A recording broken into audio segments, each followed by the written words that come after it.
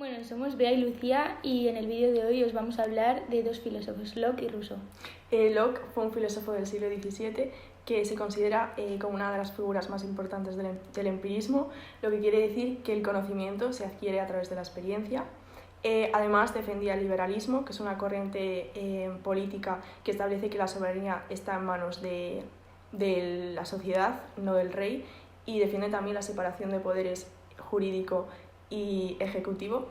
Y debido a sus críticas al absolutismo, tuvo que exiliarse en 1683 de su país.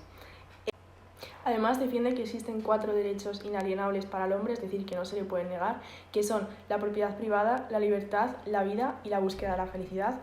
Además, defiende la igualdad, es decir, que todos los individuos, aunque sean reyes, nobles o campesinos, están sometidos a las mismas leyes y en el mismo grado. Y también defiende una especie de pacto social en el que los hombres se reúnen en sociedades a fin de asegurarse una serie de derechos que no existen en la naturaleza. A cambio, renuncian a una serie de derechos, como tomarse la justicia por su mano, ya que esta queda en manos del Estado. Además, defiende que existe una tabula rasa en la mente del ser humano. La mente, cuando somos pequeños, está vacía y es una pizarra en blanco a la que el conocimiento llega por los sentidos y la experiencia. La existencia del ser humano no está determinada y no podemos saberlo todo, pues no tenemos esa capacidad. Además, Locke se considera deísta porque cree en un Dios, pero a la manera de un ser creador que ha sentado las bases de la existencia y que no se mete en los asuntos humanos, puesto que en la nada no puede crear algo, algo debe de existir al comienzo de todo y a ese algo creador Locke lo denomina Dios.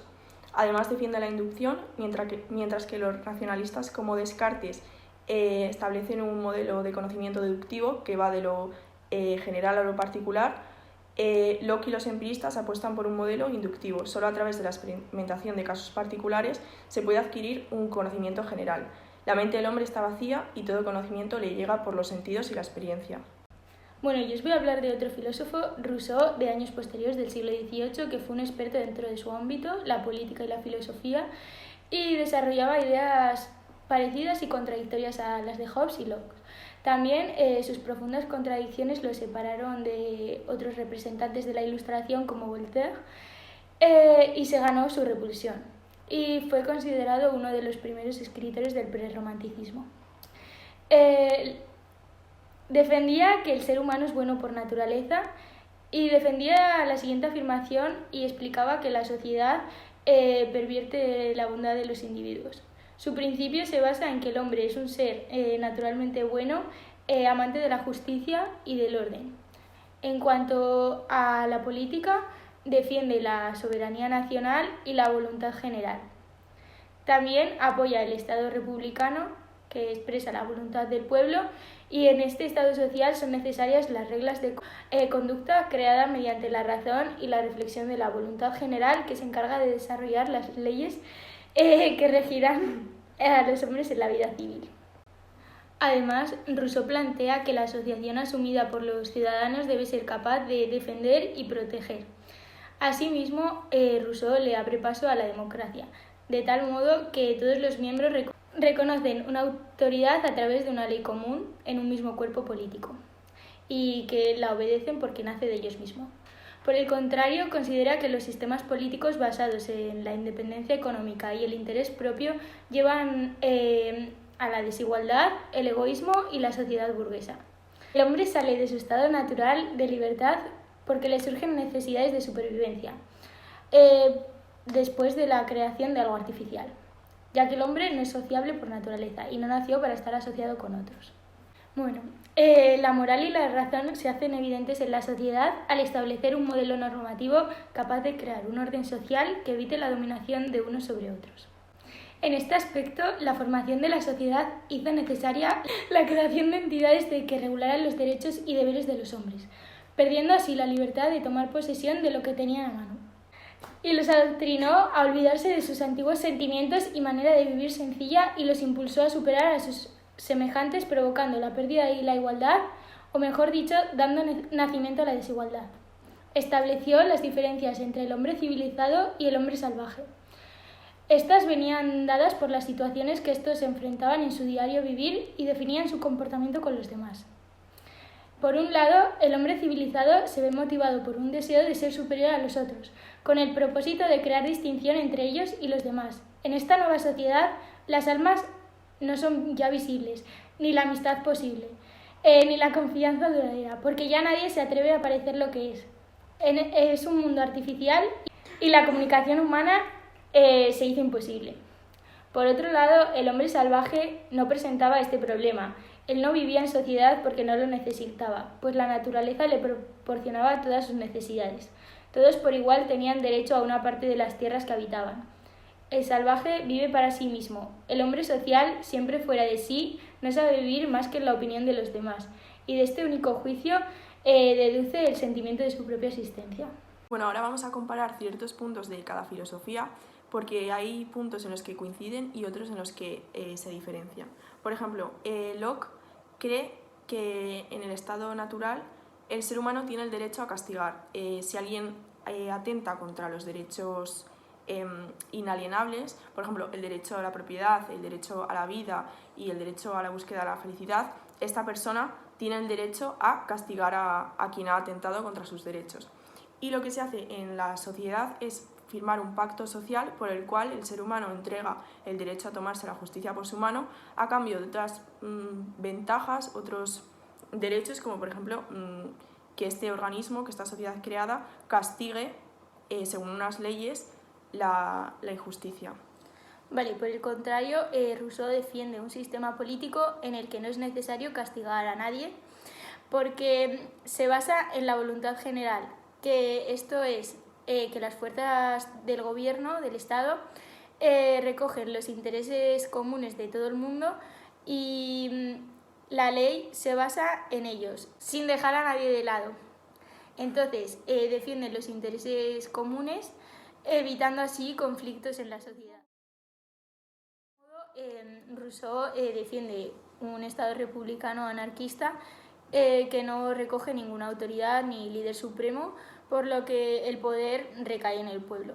Entonces, como buscan el interés común, no tienen la necesidad de rebelarse contra ninguna autoridad y pueden vivir en paz.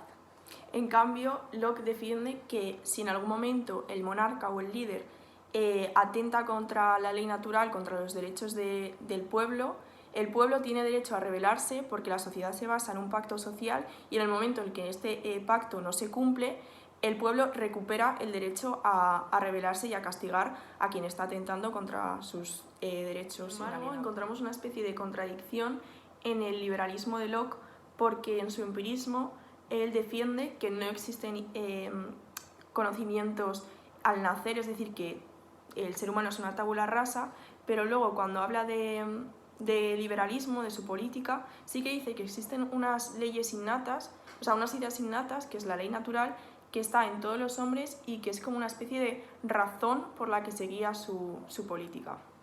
A pesar de encontrar una contradicción en su filosofía, encontramos un punto en común, en cierta manera, con Rousseau, que dice que su sistema político se basa en la moral y la razón, y por ello evita la dominancia de unos sobre otros y que involucre a toda la sociedad en el poder. Locke defiende que el derecho a la propiedad existe en el estado de naturaleza y que es limitado porque cada ser humano puede tomar de la naturaleza todo aquello que modifique, que aplique su mano de obra, por así decirlo, pero tampoco puede acapararlo todo porque entonces dejaría al resto de seres humanos con menos cantidad y de menos calidad.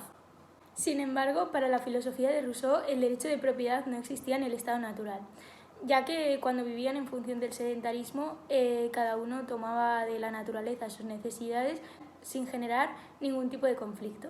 A partir de la vida en sociedad se generó la necesidad de este derecho, lo cual llevó a la creación de entidades que regulasen los derechos y deberes de los hombres. Locke defiende dos etapas en la vida del ser humano. La primera es cuando existía la propiedad privada, pero el ser humano tenía derecho a llevarse lo que trabajase y lo que necesitase. En esta etapa la vida era tranquila y apacible y no había ningún conflicto. A partir de la invención del dinero es cuando surge la conflictividad entre los seres humanos porque surge la posibilidad de acaparar ilimitadamente y lo que provoca pues claras desigualdades. Entonces es cuando surge el estado de guerra en el que el ser humano no vive en paz y tranquilidad.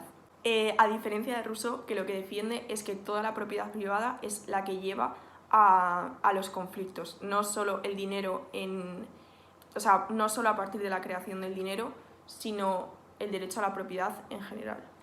Como Bea ha dicho, se empiezan a generar conflictos a partir de la creación del derecho de propiedad y de la dependencia de la economía, según Rousseau. Además, en cuanto a materia de educación, Locke defiende la creación de un gentleman o caballero que sea capaz de ser útil para sí mismo y también para su patria. Entonces, trata la educación desde una visión más práctica. Según Rousseau, la educación es libre y no cabía lugar al castigo del estudiante. Los métodos pedagógicos dependen según el rango de edad, pero todos ellos se caracterizaban porque el alumno en sí tomase la iniciativa y desarrollase sus sentidos. Vale, un buen ejemplo de la actualidad sería el sistema político de Finlandia, que es una república democrática, ya que se encontraría a mitad de camino de la filosofía de Locke y de Rousseau, igual tirando un poco más para Locke, ya que defiende la república y el derecho de propiedad. Sería un buen ejemplo, ya que tiene una gran reputación educativa, ya que siempre se habla de su sistema educativo, que es el ejemplo de muchos de los otros países de Europa. Asimismo, lo mismo ocurre con Suiza, que es un país con una república democrática en la que el sistema político es con tendencia liberal y encontramos una de las tasas más bajas de criminalidad en todo el mundo. A continuación discutiremos un poco las diferencias en la epistemología de estos dos filósofos. Locke cree, como ya he dicho antes, en la tabula rasa, es decir, el ser humano cuando nace no tiene ningún tipo de conocimiento y lo va adquiriendo a partir de la experiencia, a partir de ideas más sencillas que adquiere a partir de la experiencia, es capaz de componer ideas más complejas. Por el contrario, Rousseau defiende que el niño nace con conocimiento e ideas y las va desarrollando a medida que pasa el tiempo. Y así incluye un término súper importante dentro de la psicología, que es el término de maduración. Como ya he dicho al principio del vídeo, defiende también la idea de que el ser humano no puede saber con certeza nada acerca del universo porque no tiene esa capacidad para saberlo, porque todos sus conocimientos son a partir de la experiencia. Estos dos filósofos, a diferencia de Hobbes, defienden que el hombre es bueno por naturaleza. Sin embargo, según Rousseau, esta bondad se ve irrumpida a partir del establecimiento del derecho de propiedad, que crea una desigualdad entre ciudadanos. Locke lo que defiende es que no es la propiedad privada lo que genera el conflicto, sino cuando alguien decide acaparar y dejar con menos al resto, y entonces surge la desigualdad, que es lo que crea la necesidad de un pacto social y una vida en sociedad que regule estas injusticias. Bueno, y hasta aquí el vídeo de hoy, esperemos que os haya gustado y ahora nos gustaría plantearos las siguientes reflexiones. ¿Creéis que sería posible destruir la propiedad privada y después de haber conocido la vida en sociedad regresar al estado de naturaleza en el que nada es mío, nada es tuyo y no hay ninguna ley que nos controle? Y otra pregunta sería que si seríamos capaces hoy en día como sociedad vivir en un estado de república, pero sin ninguna autoridad que nos controle, poniéndonos todos en común y sin generar conflictos. Cualquier duda que tengáis nos la podéis preguntar, que estaremos contestando.